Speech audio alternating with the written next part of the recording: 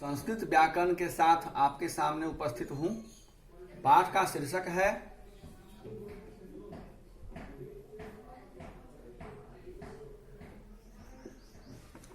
वर्तनी बंद विन्यास एवं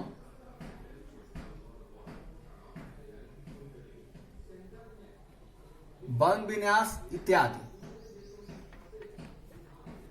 अब सबसे पहले मैं आपको पिछले वर्ग का कुछ रिवीजन कराना चाहूंगा।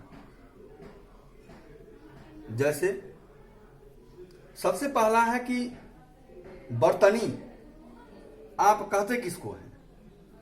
तो बर्तनी शब्द बना है बर्तन से, अर्थात यह एक प्रकार का परिवर्तन होता है जिसमें कि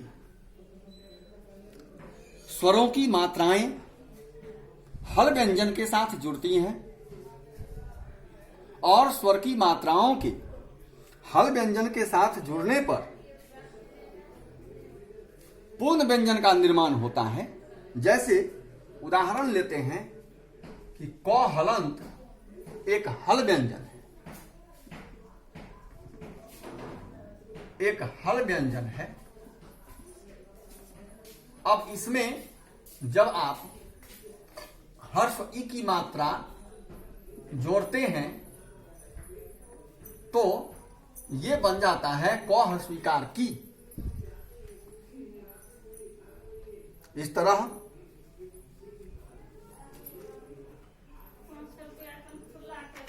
कहते हैं कि स्वर की मात्राएं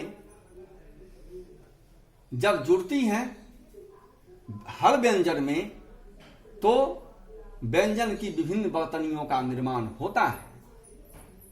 तो ये वर्तनी का ज्ञान था। अब हम फिर आगे वर्णमाला देख लें। चूंकि हमारा यह इंट्रोडक्शन क्लास है, वर्णमाला में वर्णमाला का अर्थ है वर्णों की माला, अर्थात वर्णों का समूह। आपको पता है कि मूल ध्वनि को हम वर्ण कहते हैं और इन मूल ध्वनियों के खंड या टुकड़े नहीं हो सकते हैं, तो इन्हें हम वर्ण कहते हैं। और ये वर्ण मुख्य रूप से दो प्रकार के हैं, स्वर और व्यंजन। अब स्वर किसे कहते हैं आप? तो स्वतंत्र रूप से जिनका उच्चारण होता है उनको आप स्वर कहते हैं, अर्थात जिनके उच्चारण में अन्य किसी वर्ण की सहायता लेने की आवश्यकता नहीं पड़ती है उन्हें हम स्वर वर्ण कहते हैं। और इन स्वरों के तीन प्रकार हैं।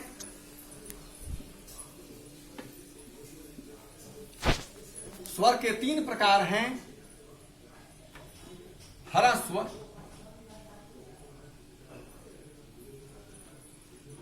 दीर्घ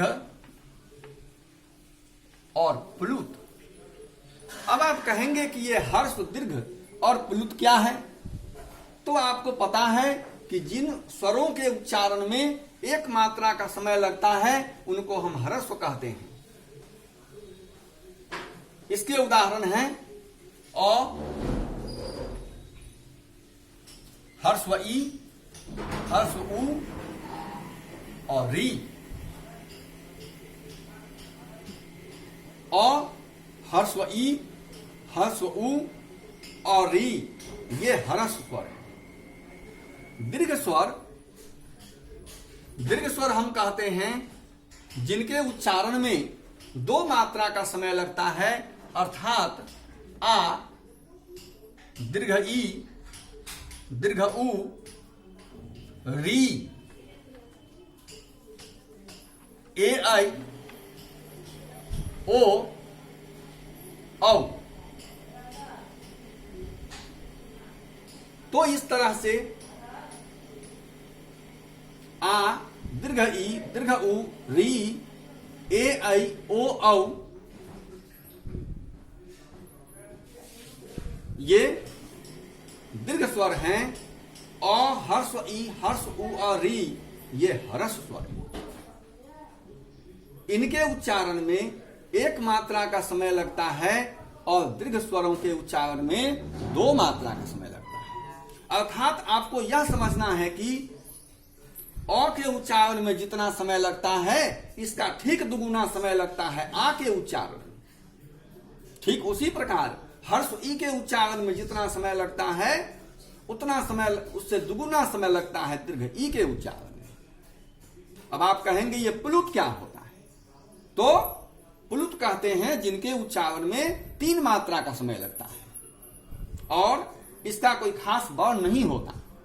मात्र पुकारने के समय, पुकारने के अर्थ में इनका प्रयोग हम कहते हैं। जैसे आप कहते हैं हे राम,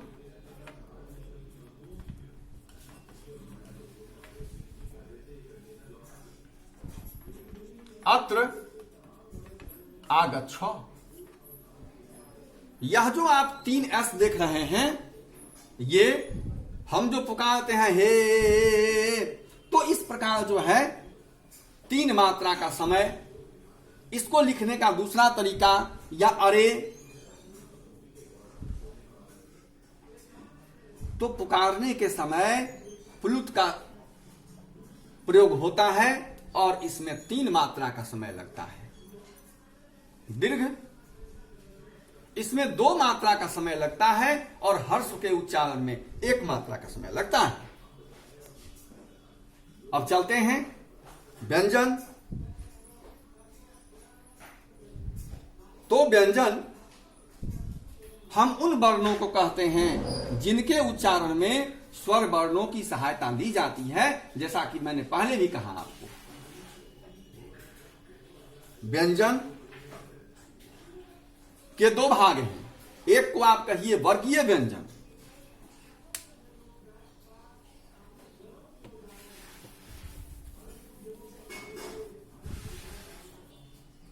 बस तुरंत लास्ट कर लीजिए।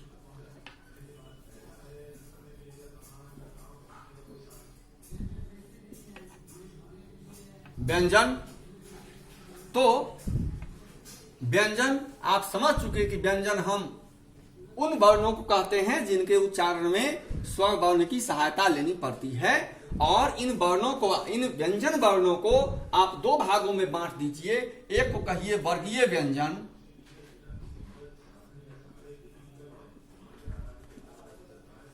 और दूसरे को कहिए अवर्गीय व्यंजन। वर्गीय व्यंजन, इनको स्पर्श व्यंजन भी कहते हैं।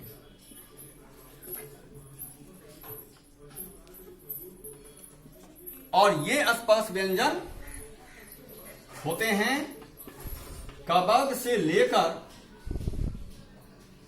पवर्ग तक। अर्थात बच्चों, कवर्ग, चवर्ग, टवर्ग, तवर्ग और पवर्ग ये वर्गीय व्यंजन। मैं छोटा सा उदाहरण आपको दे देता हूं। कवर्ग में आप कहते हैं क, ख, ग, घ, अंग, तो ये कवर्ग हुआ। ऐसे ही आप चवर्ग, टवर्ग, तवर्ग, पवर्ग भी समझें। और अवर्गीय व्यंजन कहते हैं ऐसे व्यंजनों को जो जिनका कोई वर्ग नहीं है, तो य से लेकर के ज्ञ तक ये अवर्गीय व्यंजन है, चूंकि इनका कोई वर्ग नहीं है। इस प्रकार हमने देखा कि वर्गीय और अवर्गीय व्यंजन, व्यंजन के मूल रूप से 2 प्रकार हैं। अब अगले वर्ग में हम दूसरे तरह से भी इनका विभाजन करेंगे और आगे पढ़ेंगे। That's all.